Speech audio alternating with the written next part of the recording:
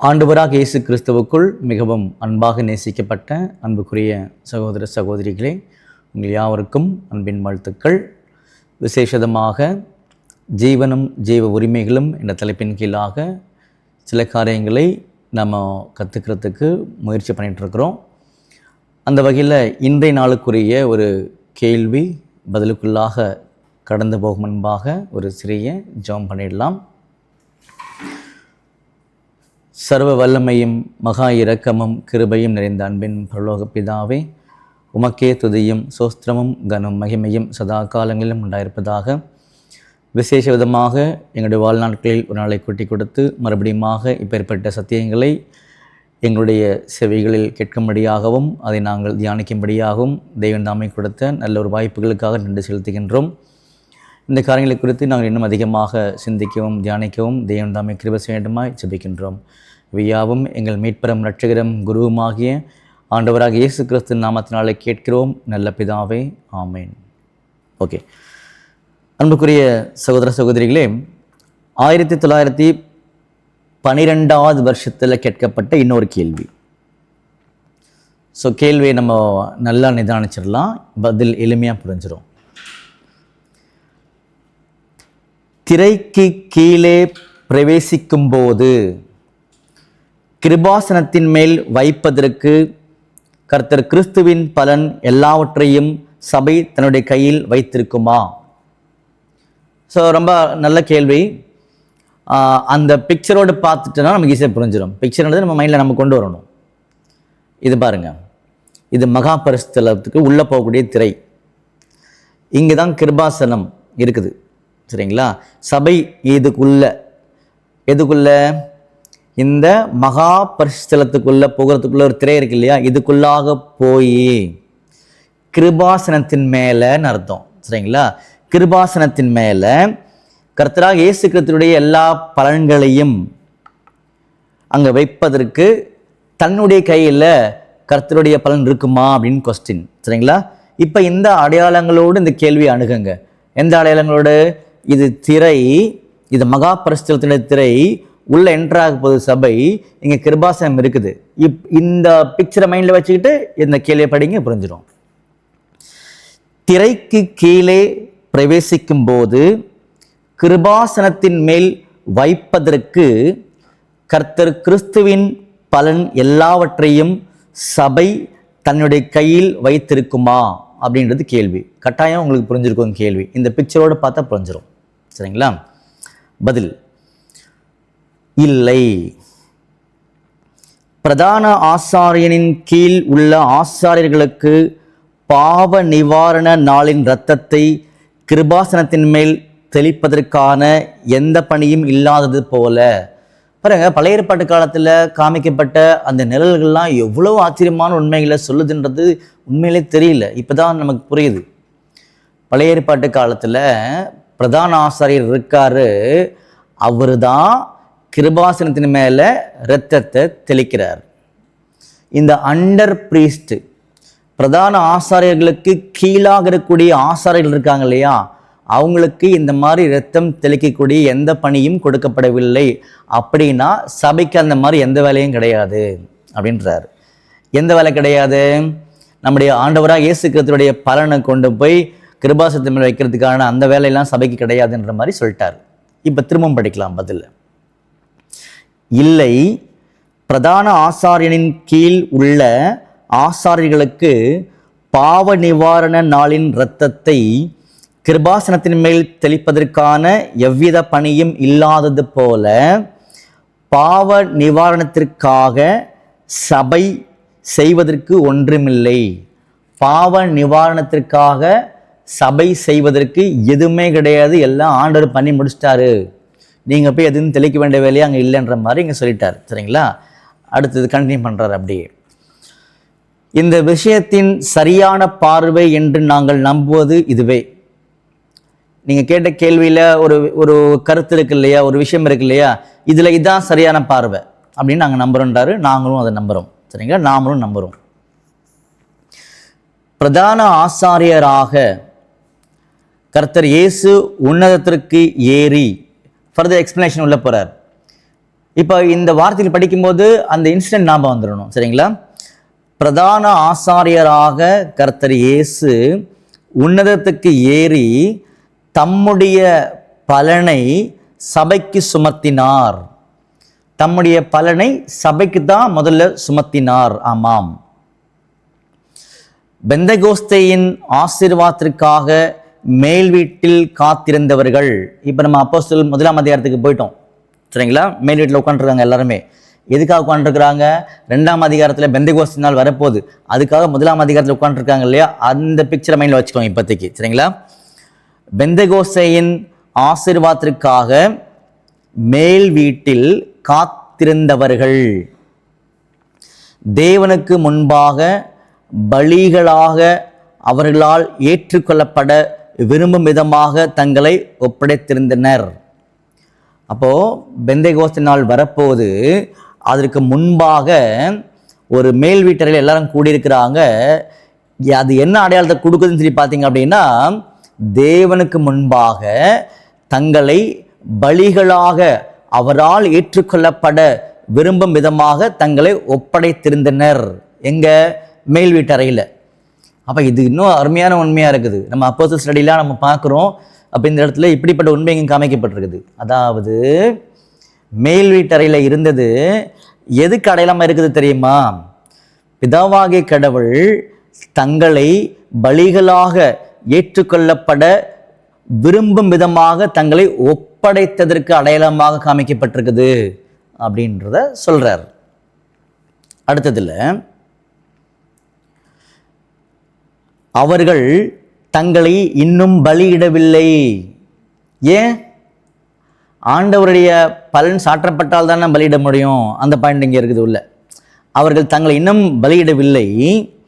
அப்போ பலியிடும் விதமாக தான் ஒப்படைத்திருந்தனர் அப்படின்றது அங்கே சொல்றார். அடுத்ததுல, அவர்கள் பலியாக தங்களை வெறுமனே ஒப்படைத்தனர். பலியாக தங்களை வெறுமனே ஒப்படைத்தனர், இன்னும் பலியிடவில்லை. இவ்விதமாக நாம் வாசிக்கிறோம், சகோதரரே, நீங்கள் உங்கள் சரீரங்களை ஜீவ பலியாக ஒப்புக்கொடுக்க வேண்டுமென்று வேண்டிக் கொள்கிறேன். ஒப்புக்கொடுத்தல் என்ற விஷயம் நம்முடையது, கர்த்தருடையது அல்ல. நம்ம தான் ஒப்பு கொடுக்கணும். அப்ப கர்த்தருடையது எது? பலியாக ஒப்பு கொடுப்பதை ஏற்றுக்கொள்வது முழுவதுமாக கர்த்தருக்கு உரியதாகும். ஒப்பு கொடுப்பது நாம, பலியாக ஏற்றுக்கொள்வதுதான் கர்த்தருடைய வேலையா இருக்கின்றத பிரிச்சு காமிச்சிட்டார் அழகா. பிரதான ஆசாரியரின் வேலை இது. பிரதான ஆசாரியனுடைய வேலை, அவர் தான் வெட்டணும்.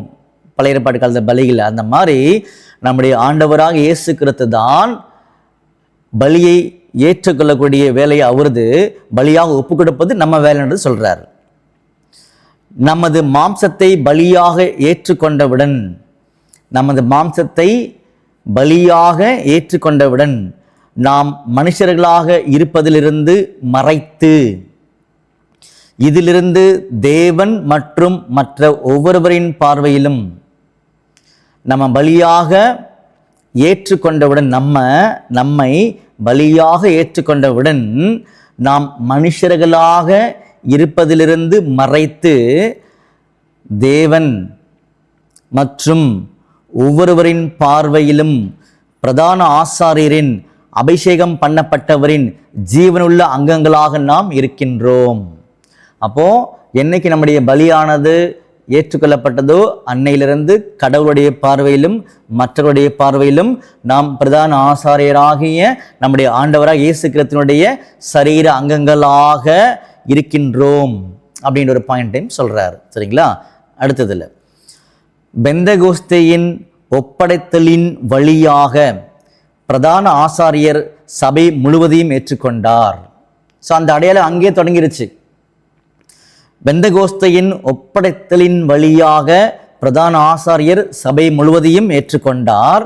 வேத வாக்கியங்களின் இணக்கமாக கர்த்தர் கிறிஸ்துவின் சரீரத்தின் கடைசி அங்கம் பூரணப்பட்டு திரைக்கப்பால் பிரவேசிக்கும் வரை, கர்த்தராகிய இயேசு கிறிஸ்துவனுடைய சரீர அங்கம் பூரணப்பட்டு திரைக்கப்பால், எந்த திரை?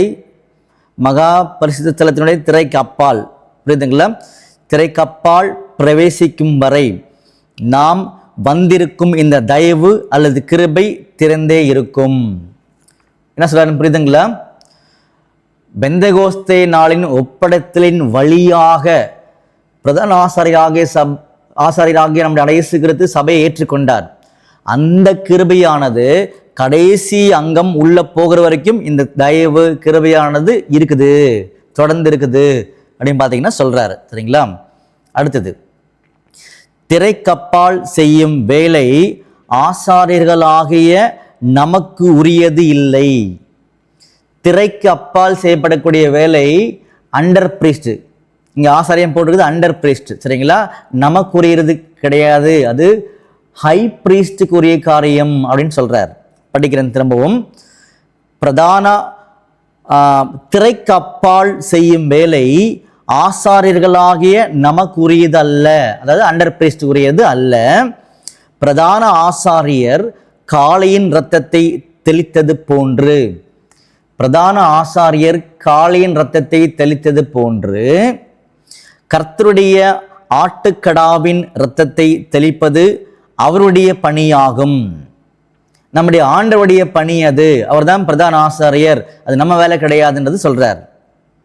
அடுத்ததுல, மணவாட்டி என்ற உருவகம் பலியை பற்றிய எந்த எண்ணமும் முற்றிலுமாக களையப்பட வேண்டியதாக இருக்கிறது. இந்த லைன் ஒருவேளை புரியாமல் இருக்கலாம். மணவாட்டின்ற ஒரு உருவகம் இருக்கு இல்லையா, இது பலியை பற்றிய காரியத்துக்குள்ள நீங்க இதை சம்பந்தப்படுத்த வேண்டாம். மணவாட்டி என்பது என்ன அப்படின்னா, கர்த்தராக இயேசு கிறிஸ்து நம்முடைய மீட்பர் மற்றும் நம்முடைய மணவாளன் அவரு. சரிங்களா? அவர் கூட இணைந்திருக்கிறது தான் அது அடையாளப்படுத்துமே தவிர, மணவாட்டின்ற இந்த உருவகம் பலிக்குரிய ஒரு அடையாளத்துக்குள்ள நீங்க சேர்க்காதீங்க. உங்களுக்கு புரியுதுங்க அன்புக்குரிய சகோதரர்களே? மணவாட்டி என்கிற ஒரு உருவகம் இருக்கு இல்லையா, இந்த உருவகத்துல பலிக்குரிய காரியங்களை எதுவுமே சம்பந்தப்படுத்தி பேசிக்காதீங்க, அது வேண்டாம், அதெல்லாம் விட்டுருங்க. மணவாட்டி என்பது வெறுமனே மணவாளன் கூட சேர்ந்திருக்கக்கூடிய அடையாளத்தை தான் அது காமிக்குது. இந்த வகையில் இதை கவனிச்சுக்கோங்கன்னு சொல்றாரு. சரிங்களா? திரும்ப படிக்கிறேன். மணவாட்டி என்ற உருவகம் பலியை பற்றிய எந்த எண்ணமும் முற்றிலுமாக களையப்பட வேண்டியதாக இருக்கிறது. இது மீட்பர் மற்றும் மணவாளுடன் வெறுமனே இணைந்திருக்கிறது. இது மணவாட்டி என்ற உருவகம். பலி சம்பந்தமான எல்லா விஷயங்களை பொறுத்தவரையில் ஆசாரியர்கள் என்ற உருவகம் சபைக்கு உரித்தாக்கப்படுகின்றது. பலி சம்பந்தப்பட்ட எல்லா விஷயங்களும் ஆசாரியர்கள் என்ற உருவகத்தின் மூலமாக சபைக்கு சொந்தமா இருக்குது. மணவாட்டின்ற அடிப்படையில் கிடையாது, அந்த உருவத்தை எடுத்துக்காதீங்க. ஆசாரியன்ற ஒரு உருவகம் இருக்கு இல்லையா, ஒரு கோணம் இருக்கு இல்லையா, அந்த கோணத்துல இந்த இடத்துல ஆசார் என்பது ஹை பிரீஸ்ட் கிடையாது, அண்டர் பிரீஸ்ட். பிரதான ஆசாரியர்கள் கீழே வேலை செய்யக்கூடிய ஆசாரியர்கள்ன்ற ஒரு உருவகம் இருக்குது பைபிள்ல. அந்த உருவகத்தை நீங்க எதுக்கு பயன்படுத்திக்கிங்க அப்படின்னா, பலி சம்பந்தப்பட்ட எல்லா அடையாளங்களையும் இது கூட சம்பந்தப்படுத்தி பார்த்துக்கோங்க. இந்த மணவாட்டின்ற உருவகத்தை பலி கூட சம்பந்தப்படுத்தாதீங்க, அது வெறுமனே மணவாளன் கூட இணைந்திருக்கக்கூடிய அடையாளத்தை மட்டும் தான் காண்பிக்கின்றது சொல்றாரு. சரிங்களா? அன்புக்குரிய சகோதரர்களே, கேள்வி என்ன? எளிமையான வகையில் புரிஞ்சுக்கிட்டோம். திரை அப்பால் கிருபாசனம், சபை உள்ள பிரவேசிக்கும் பொழுது ஆண்டவர் இயேசு கிறிஸ்துவுடைய பலனை கையில் வச்சுட்டு அது மேலே வைப்பாங்களா அப்படின்னு பார்த்தீங்கன்னா அந்த மாதிரி எதுவுமே கிடையாது. சபை இந்த பாவ நிவாரணாளுக்கான ரத்தத்தை கொண்டு போய் தெளிக்கிறதுக்கான அடையாளங்கள் சபைக்கு கிடையாதுன்னு சொல்லி காமிச்சிட்டார். சரிங்களா? அப்போது சபை எப்படிப்பட்ட நிலைமையில் இருக்குன்றது சொல்லி காமிச்சார்.